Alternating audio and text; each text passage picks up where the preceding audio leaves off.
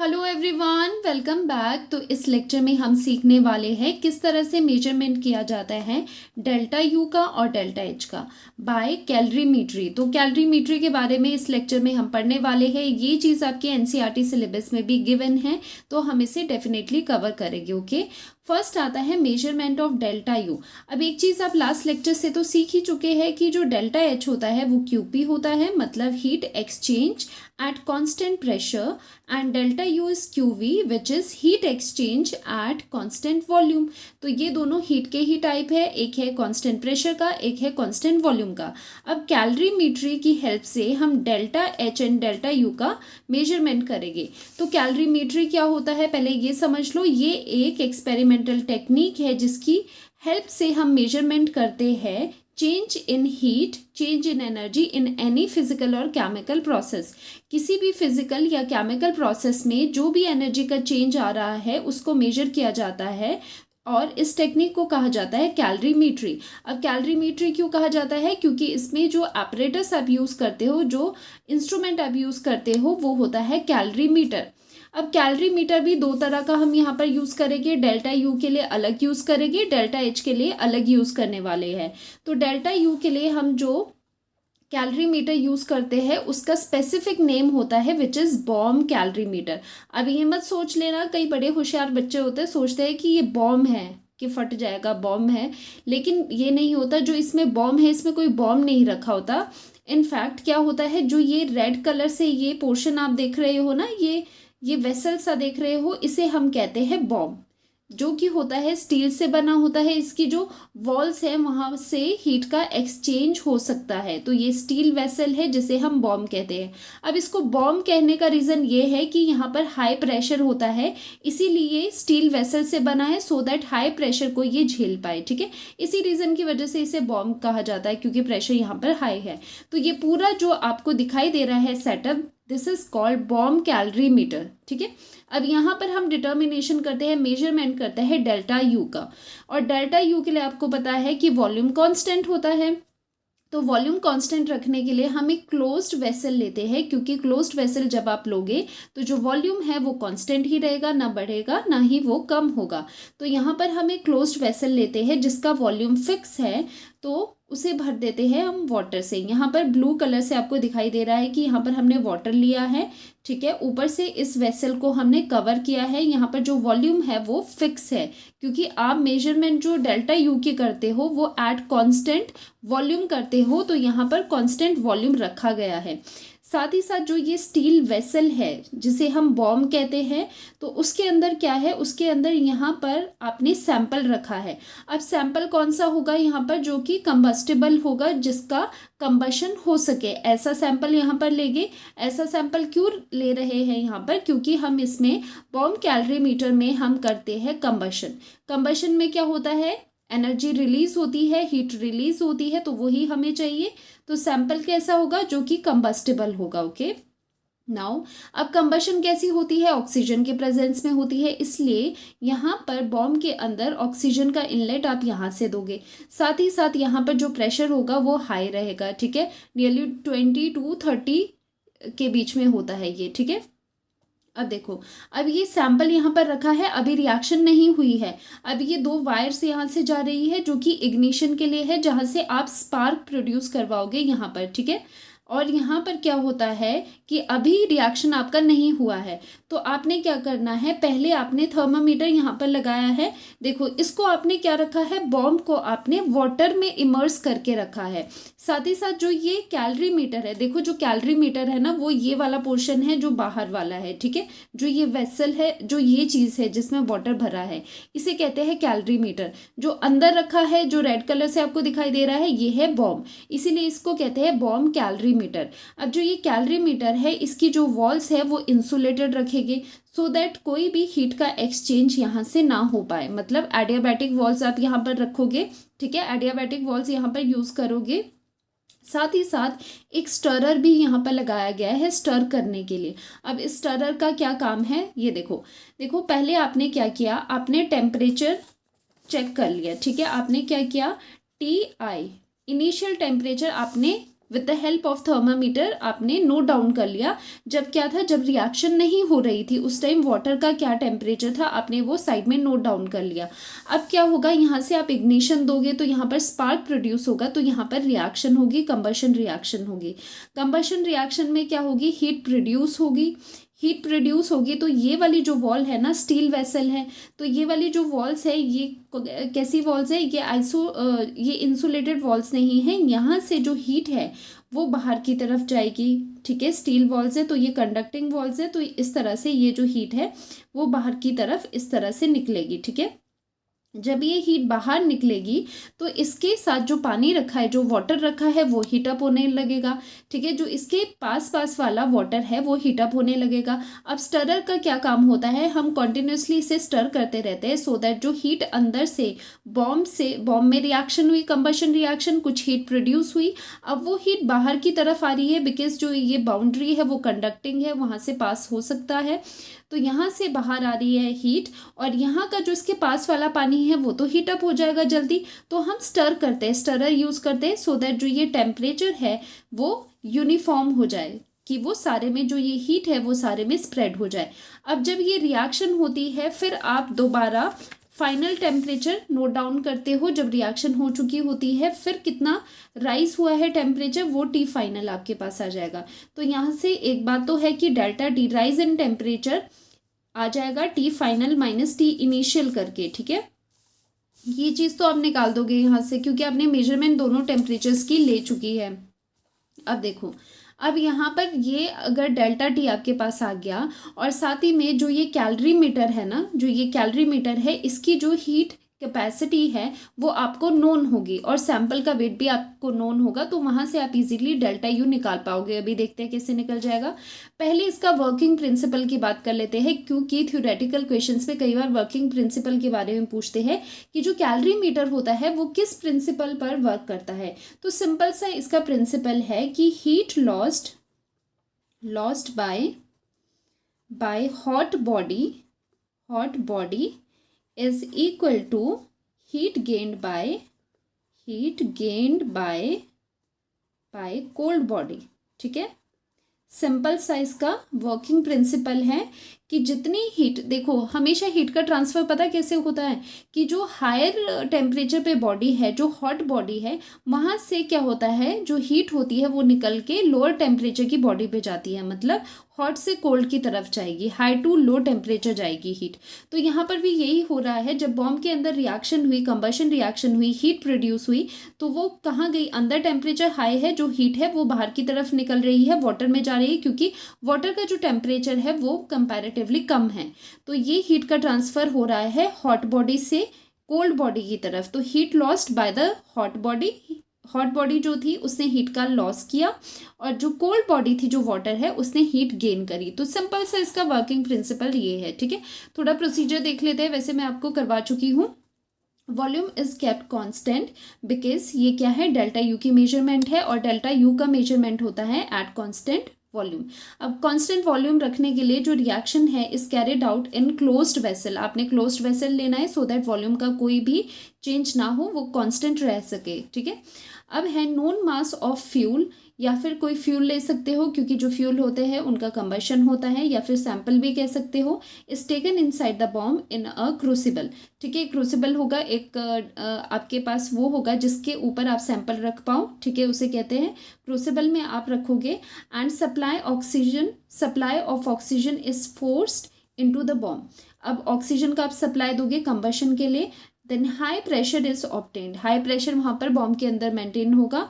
And initial temperature is noted, initial temperature note कर लिया, उसके बाद क्या होगा, इग्निशन दोगे, एनर्जी सोर्स प्रोवाइड करोगे, वहाँ पर स्पार्क प्रोड्यूस होगा सैंपल में, उसकी वजह से क्या हो जाएगा, कंबशन रिएक्शन हो जाएगी। कंबशन रिएक्शन हो रही है तो हीट इवॉल्व होगी, हीट जो इवॉल्व है वो वाटर एब्जॉर्ब कर देगा। अब जो ये इंक्रीज इन टेम्परेचर है, अब आप नोट करोगे टी फाइनल, अब जो इंक्रीज इन टेम्परेचर है that is T final minus initial, वो आप नोट डाउन कर लोगे। तो यहाँ से इंक्रीज इन टेम्परेचर हमें पता चल गया है। अब जो डेल्टा यू है, डेल्टा यू का मेजरमेंट कैसे करोगे, एज क्यू वी करोगे, because we know that delta U equals to Q V heat exchange at constant volume ठीक है, ये कब है, एट कांस्टेंट वॉल्यूम, ये चीज़ है, ठीक है।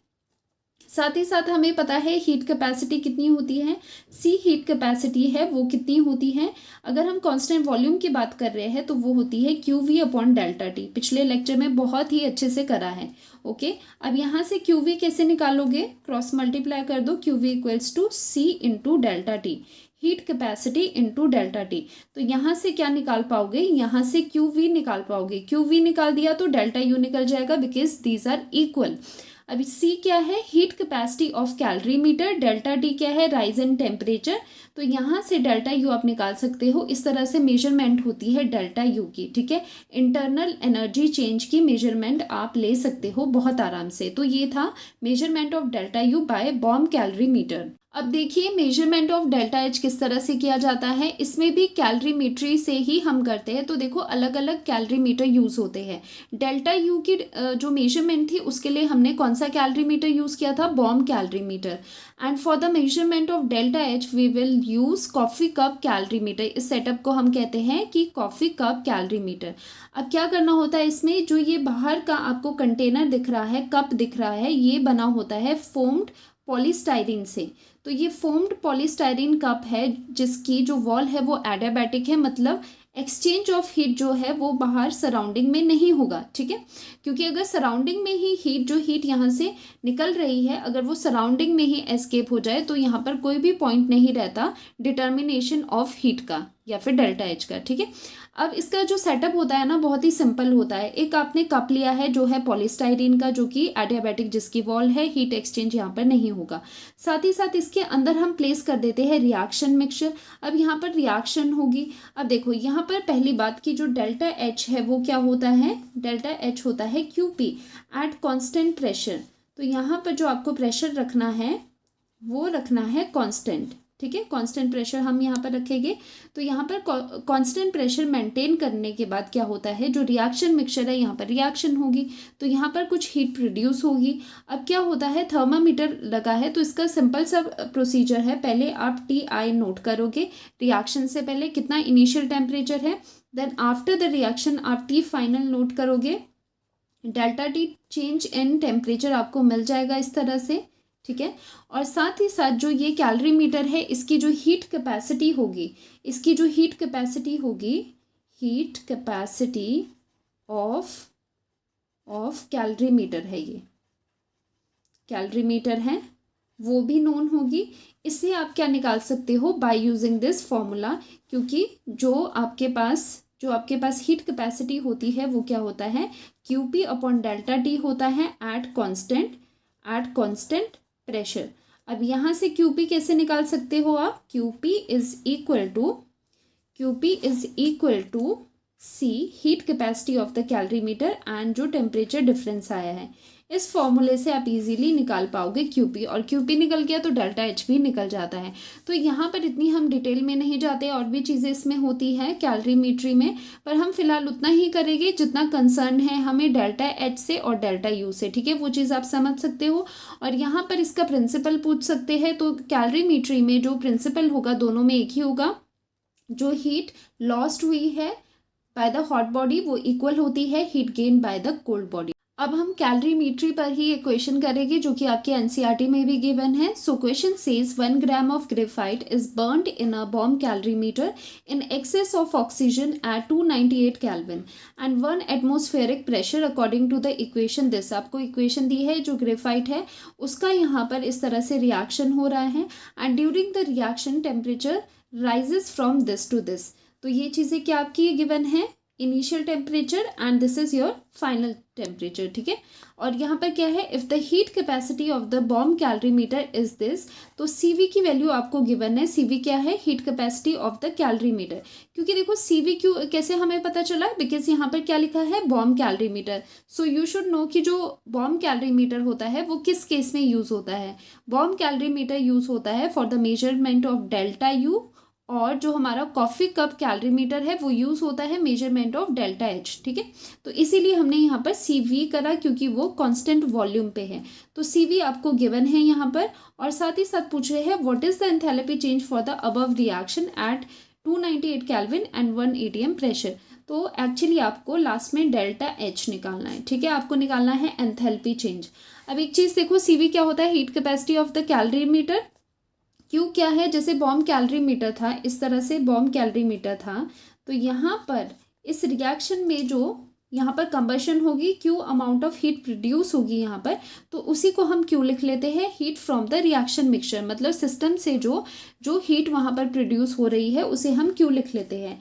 सिंस यहाँ पर क्या है, अगर आप सिस्टम की बात देखो, जो ये सिस्टम है, ये सिस्टम जो है इसने क्या किया है, इसने सराउंडिंग को हीट दी है। तो अगर हम सिस्टम के पॉइंट ऑफ व्यू से देखें तो क्या है, जो सिस्टम है उससे हीट लॉस्ट हुई है, हीट वहाँ से लॉस्ट हुई है। तो इसीलिए जो क्यू का एक्सप्रेशन हम यहाँ पर यूज़ करते हैं वो विद नेगेटिव साइन यूज़ करते हैं। बाकी तो आपको पता है सी वी डेल्टा टी होता है, लेकिन नेगेटिव साइन यहाँ पर ये रिप्रेजेंट करता है। तो यहाँ पर जो नेगेटिव साइन है, देखो जो नेगेटिव साइन है वो रिप्रेजेंट करता है, represents exothermic reaction. Exothermic reactions कौन सी होती है, जिसमें हीट इवॉल्व होती है। तो यहाँ पर नेगेटिव साइन जस्ट वो ही इंडिकेट कर रहा है। At constant volume we know that, at constant volume we know that कि जो डेल्टा यू होता है वो क्यू वी के इक्वल होता है। चलो ये चीज़ भी आपको पता है। तो यहाँ से क्या होता है, यहाँ से आप क्यू वी निकाल सकते हो। अगर आप क्यू वी निकाल पाओ तो आप निकाल देते हो डेल्टा यू। तो इसकी जगह हम क्यू वी यहाँ पर पुट कर लेते हैं डेल्टा यू। तो डेल्टा यू की वैल्यू कितनी आ जाएगी, डेल्टा यू की वैल्यू आएगी -20.7, ठीक है, -20.7 आ गया। और साथ ही साथ क्या यूनिट है इसके, किलो जूल पर केल्विन, ठीक है। और टेम्परेचर डेल्टा टी क्या है, फाइनल माइनस इनिशियल, फाइनल है 299 केल्विन माइनस और इनिशियल है 298 केल्विन। तो यहाँ पर तो जस्ट 1 का ही डिफरेंस आया है, तो डेल्टा यू की वैल्यू आ जाती है -20.7 किलो जूल्स, ठीक है, ये आपकी डेल्टा यू की वैल्यू आ जाती है। अब ये जो डेल्टा यू की वैल्यू आई है वो आई है for 1 gram of graphite, graphite का जब आपने कंबशन करा, ठीक है, तो इतनी हीट इवॉल्व हुई। लेकिन हमें डेल्टा एच चाहिए, तो वो वाला रिलेशन लगाने के लिए हम क्या करते हैं, हम 1 मोल के लिए डेल्टा यू निकालते हैं। तो 1 मोल के लिए कैसे निकालोगे, देखो जो 1 मोल का मास होता है, मोल कंसेप्ट से आपको पता होगा, जो 1 मोल ऑफ एनी सब्सटेंस का जो मास होता है वो होता है उसका मोलर मास या फिर एटॉमिक मास। अगर एलिमेंट है तो आप उसका एटॉमिक मास लेते हो, ठीक है। तो यहाँ पर क्या है, ग्रेफाइट है, ग्रेफाइट क्या होता है, कार्बन ही है ना, ग्रेफाइट क्या होता है, कार्बन ही है, कार्बन की ही फॉर्म है। तो यहाँ पर क्या आ जाएगा, देखो वी नो दैट कि 1 ग्राम ऑफ ग्रेफाइट के लिए कितनी हीट इवॉल्व हुई, -20.7 किलो जूल। अब यहाँ पर 1 मोल के लिए कितनी होगी, 1 मोल के लिए हम इसका एटॉमिक मास यूज करेंगे, जो कि कार्बन के लिए होता है एटॉमिक मास 12। सो 12 ग्राम के लिए कितना डेल्टा यू, ये क्या है यहाँ पर, कितना डेल्टा यू इवॉल्व हुआ वो लिख रहे हैं। तो ये है -20.7 × 12 किलो जूल, ठीक है। तो ये आ जाती है डेल्टा यू की value is equal to -248.4 kilojoule per mole, ठीक है। ये डेल्टा यू आ गया। अब डेल्टा यू आ गया, बट हमें पूछा तो क्या है, पूछा हमें डेल्टा एच है। तो डेल्टा एच कैसे निकालोगे, तो delta H is equal to delta U plus delta NGRT, ये रिलेशन होता था। और साथ ही साथ इस रिएक्शन के लिए अगर आप देखोगे, डेल्टा NG की क्या वैल्यू है यहाँ पर, जो रिएक्टेंट, जो प्रोडक्ट में गैशियस प्रोडक्ट है, gaseous products minus reactant product करोगे तो वहाँ पर क्या आ जाता है, गैशियस मोल्स, और जो प्रोडक्ट के गैशियस मोल्स होते हैं उनको माइनस करोगे, प्रोडक्ट माइनस रिएक्टेंट, तो आ जाता है डेल्टा NG। तो यहाँ पर गैस एक ही है, उसका मोल 1 है, गैस एक ही है, दूसरा तो सॉलिड है ग्रेफाइट, ठीक है। तो यहाँ पर 1 मोल है, 1 - 1 = 0। तो यहाँ पर ये टर्म हो जाती है 0। So delta H equal to हो जाता है डेल्टा यू। तो डेल्टा एच की वैल्यू भी क्या होती है, यही होती है, यही इसका आंसर रहेगा, ठीक है। तो बहुत ही डायरेक्ट क्वेश्चन है कैलोरीमेट्री पे।